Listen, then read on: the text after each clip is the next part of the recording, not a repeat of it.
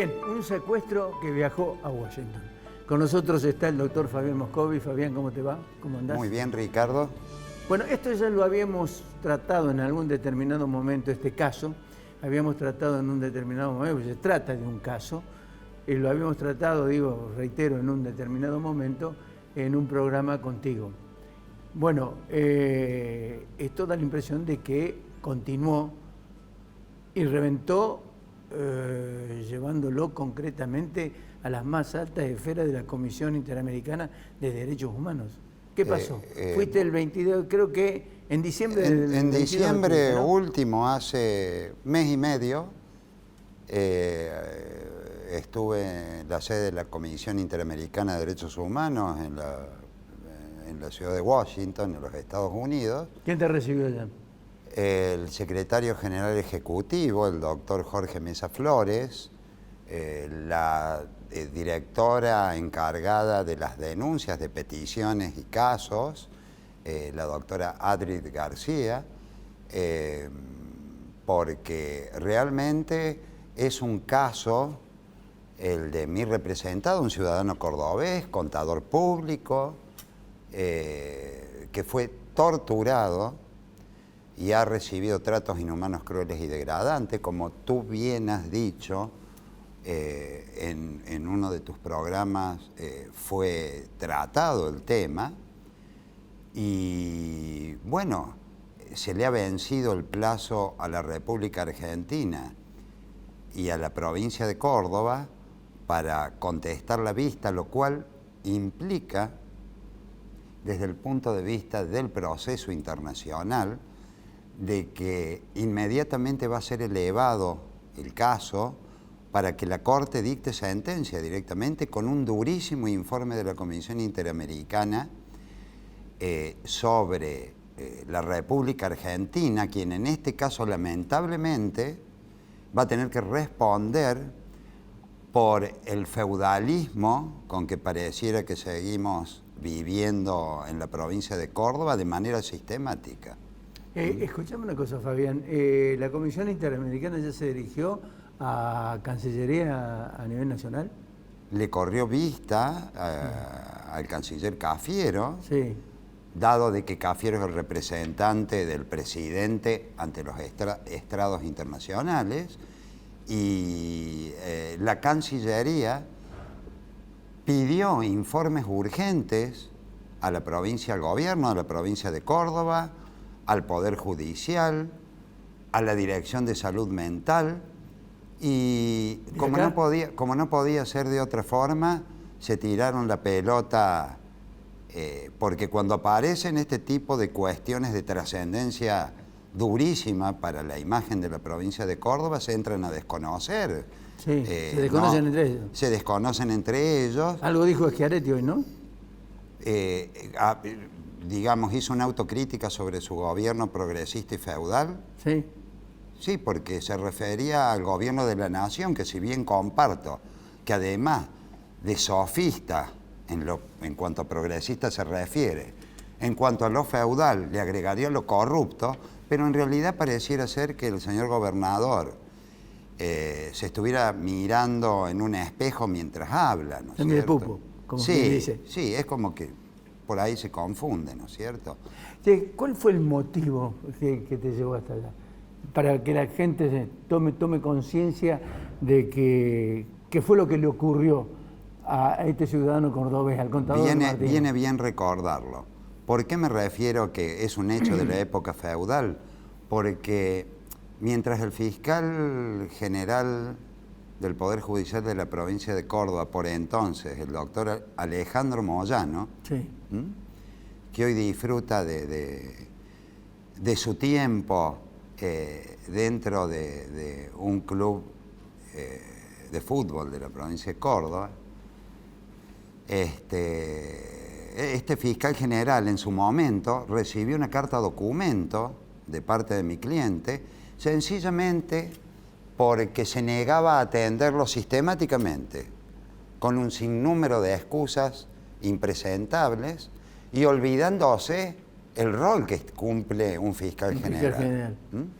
Que entre paréntesis es la causa de que la justicia penal sea un desastre ya a todas luces en la provincia de Córdoba. ¿Por qué quería hablar de Martino con él? Bien, porque en esos momentos su hermano padecía de un problema vinculado a la salud mental, Sí. y a raíz de lo cual, sin ningún tipo de seriedad científica ni altura profesional, era medicado con un combo de sustancias claramente cancerígenas, al entender del contador. Es así que se dirige al fiscal. Al fiscal, o mejor dicho, al garante de las garantías y derechos constitucionales de los ciudadanos, a pedirle, por favor, intervención en la cuestión. Porque cabe agregar que la ley de salud mental exige de las autoridades, ¿no es cierto?, un cuidado extremo. Y bueno, no fue recibido, y entonces decidió mandarle una carta documento. Esto fue a finales, en el mes de diciembre del 2015. ¿Qué pasó después? Ni bien empieza la feria, una noche de una feroz lluvia, una tormenta impresionante, tocan la puerta de la casa del contador de Martino, ingresan médicos del hospital, una médica del Hospital Neuropsiquiátrico de Córdoba, con la fuerza pública, sin orden de allanamiento, típico de la época feudal, sin orden de allanamiento, y directamente es llevado al Hospital Neuropsiquiátrico y encerrado en una celda, en una jaula, que está expresamente prohibido por la Ley de Salud Mental y los tratados internacionales. En el mismo lugar de su estadía, de sus vacaciones en el neuropsiquiátrico, lamentablemente hasta tenía que ejecutar sus necesidades fisiológicas, y mientras tanto le decían, y voy a ser literal, reverendo hijo de puta, vas a ver lo que te va a pasar por mandarle una carta documento al fiscal general. Eso le decían. Textualmente. O sea, claramente prohibido. Es un hecho de clarísima tortura y de tratos inhumanos, crueles y degradantes, por los cuales la República Argentina, gracias al Estado cordobés, va a tener que responder internacionalmente con el dinero público de los ciudadanos. Porque la demanda la va a tener que pagar el Estado cordobés. El Estado Nacional. El Estado Nacional. El Estado Nacional, pero obviamente de la propia sentencia prontamente a dictarse, va a surgir los hechos ocurridos en el Estado provincial cordobés. Bueno, tomás el caso, ¿qué pasa después? ¿Qué hace la justicia de Córdoba? Una vez que tomo el caso, aclarando que al momento de que se envió la carta documento, mi cliente no lo era tal todavía, pero tomo el caso y hacemos la correspondiente denuncia penal en sede federal por secuestro coactivo, entre otros hechos delictivos que concurren en la sucesión de hechos. ¿A dónde va a parar la denuncia? En el Juzgado Federal número 3 del protector de los derechos humanos, el juez Miguel Hugo Vaca Narvaja, que entre paréntesis me parece importante informar a la ciudadanía en general, que es un magistrado que cobra doble sueldo como magistrado, como juez multifuero, penal, civil, administrativo, laboral, y como juez de los derechos humanos. Entonces, en su momento, qué más contento mi cliente con un juez especializado en derechos humanos.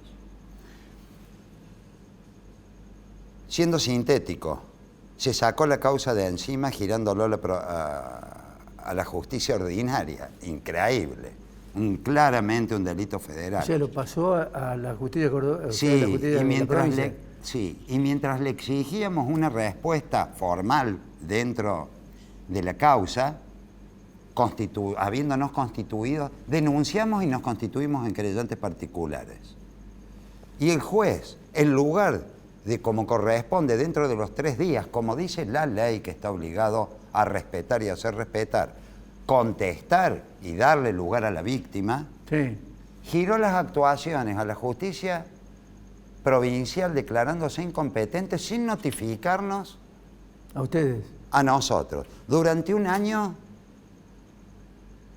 estuve exigiendo, y en ese sentido, creo que tú sabes, Ricardo, que yo soy bastante insistente y prolijo en ese sentido, y después de casi un año y medio, a raíz de que lo intimé, inclusive con la actuación de una escribanía en sede del Juzgado Federal, manifestó que se había declarado incompetente un año y medio atrás. ¿Por qué no nos notificó el señor juez de los derechos humanos?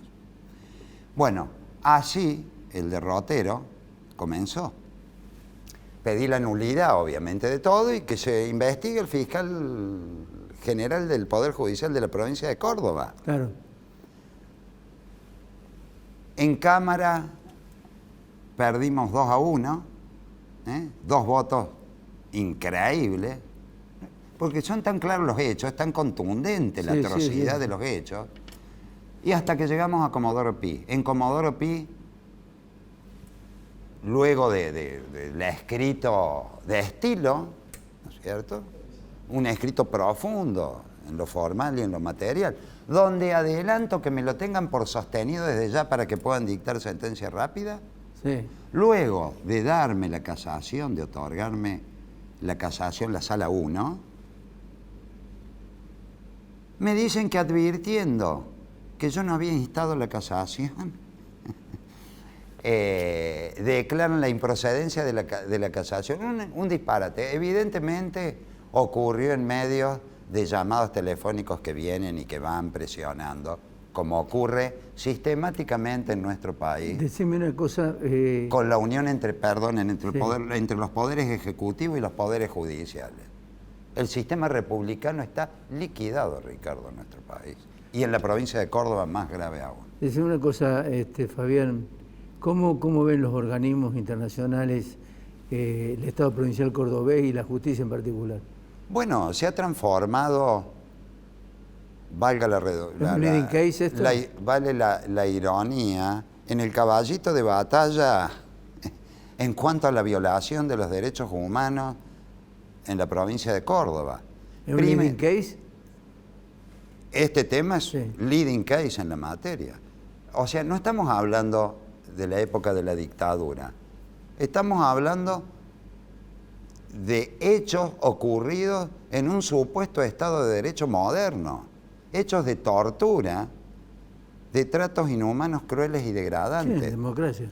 Bueno, no podemos dejar pasar por alto que hace 2 años la Corte Interamericana condenó a la República Argentina por la violación de derechos humanos ocurrido en Córdoba y que tiene que ver con los recursos de casación, que el Tribunal Superior de Justicia, según la cara del cliente, hace honrosas excepciones y cuando tiene que evaluar cuestiones que tienen que ver con las pruebas, etcétera, etcétera, los rechaza in limine, lo cual está terminantemente prohibido por el derecho internacional que estamos obligados a respetar y a hacer respetar.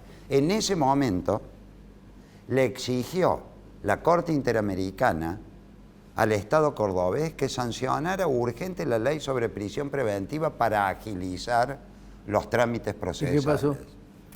La unicameral sancionó una ley en el 2017. En el 2017, a los efectos de que se tomen audiencias rápidas, orales, sin la necesidad de la tortuosa caminata por todos los estadios procesales. Ahora bien, si me permites, el Tribunal Superior de Justicia, transformándose o creyéndose dueño también del Poder Legislativo, rechazó implementar las audiencias orales para agilizar las prisiones preventivas, invocando que no tenían presupuesto, que era muy fangoso, muy extensa la labor que había que hacer con los jueces para enseñarles cómo llevar una audiencia oral por una prisión preventiva, lo cual me parece de una gravedad.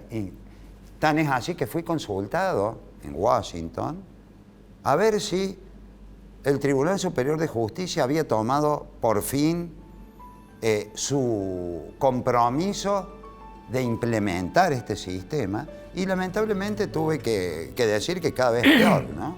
Finalmente, la última, ¿cuáles son los pasos a seguir por la Comisión Interamericana de Derechos Humanos y en tu caso particular con el tema de Martino? Perfecto. Dado de que la inacción para contestar, sobre todo de la provincia de Córdoba, porque era lo que necesitaba la nación para poder a su vez contestar formalmente la vista, la Comisión Interamericana durante ahora el mes de febrero emite su dictamen que va a ser, sospecho, de durísimos términos para el Estado cordobés, y requiriendo de la Corte Interamericana una sentencia en términos urgentes, dada, reitero, la gravísima entidad que el caso merece, ¿no? Fabián, te agradezco mucho. No, el agradecido Gracias. Inmensamente soy yo. Gracias. Y bueno, esperemos que se haya podido ilustrar. No, un ha quedado poquito totalmente claro. Acá lo que tendremos que ver es qué puede decir con respecto a esto Alejandro Moyano. Sería importante de que alguna vez se expidiera, dijera o mencionara algo con respecto a este tema en su actuación como fiscal. Y a de mí la me hubiera provincia. gustado que el señor gobernador, cuando lo reemplazó, hubiera dicho la verdad de la situación del doctor Alejandro Moyano. Le agradeció en un acto protocolar los servicios prestados, omitiendo la gravedad de lo que ha experimentado un ciudadano cordobés. Gracias, Sí, secuestrado, torturado, encerrado, llevado Época sin feudal. allanamiento. Época feudal. Bueno, gracias, Fabián. Gracias, Ricardo.